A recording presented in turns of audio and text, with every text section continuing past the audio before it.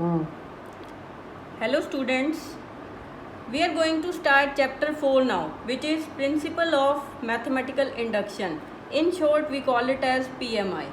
What is PMI? Let P of n be a statement involving natural number n such that P of 1 is true, means P of n is true for n is equal to 1. Then P of k plus 1 is also true whenever we consider P of k is also true. Means P of k is true implies that P of k plus 1 is true. Then we can say that P of n is true for all natural numbers n. In all questions you will follow the same steps. First step, prove that the statement P of 1 is true. Then in second step you will assume that P of n is true for n is equal to k. That is P of k is true. In third step, using step 2, you will prove that P of k plus 1 is true. And after that we will combine all these three steps, first, second and third, and we will conclude that P of n is true for all n belonging to capital N. And what is capital N? It is a set of natural numbers. Clear? Now I will do a question for you from exercise 4.1. First question. Prove the following by using the principle of mathematical induction for all n belonging to n. This is the given statement: 1 plus 3 plus 3 square up to 3 raised to power n minus 1 is equal to 3 raised to power n minus 1 upon 2. First of all, you will give the statement a name. We will generally call it as P of n. P of n colon 1 plus 3 square up to 3 raised to power n minus 1 is equal to 3 raised to power n minus 1 upon 2. Now in first step you will put n equal to 1. In the left hand side, if you put n is equal to 1, you will get 1. You can take first term also and you can put n is equal to 1 here also. So you will get 1. And in RHS, you will get 3 raised to power 1 minus 1 upon 2. 3 minus 1 upon 2, 2 upon 2, 1.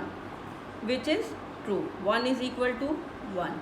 So LHS is equal to RHS, means the given statement is true for n is equal to 1. Then second step, you will consider P of k to be true for some positive integer k, that is 1 plus 3 square up to 3 raised to power k minus 1, 3 raised to power k minus 1 upon 2. You will simply replace n by k in both sides, LHS as well as RHS. Then in third step, we shall now prove the given statement true for n is equal to k plus 1. You will put n is equal to k plus 1 in P of n. 1 plus 3 square up to 3 raised to power k plus 1 minus 1 is equal to 3 raised to power k plus 1 minus 1 upon 2. Again simply replace n by k plus 1 here. The 1 will be cancelled. You will be left only with 3 raised to power k.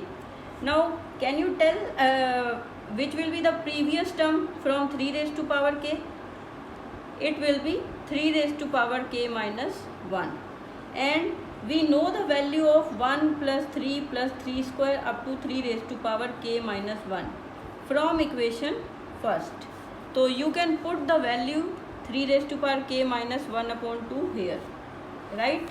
Now you will take LCM 2 and 3 raised to power k minus 1 plus 2 into 3 raised to power k.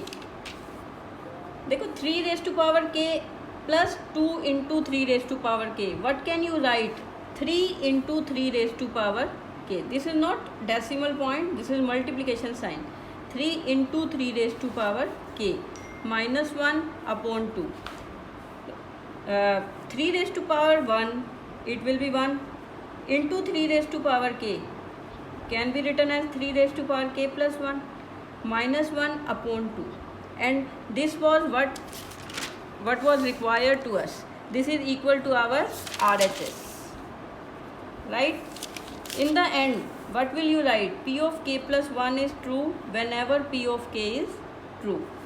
Hence, by principle of mathematical induction, statement P of n is true for all n belonging to capital N, means set of natural number. In all questions, in the end you have to write the same steps. Okay.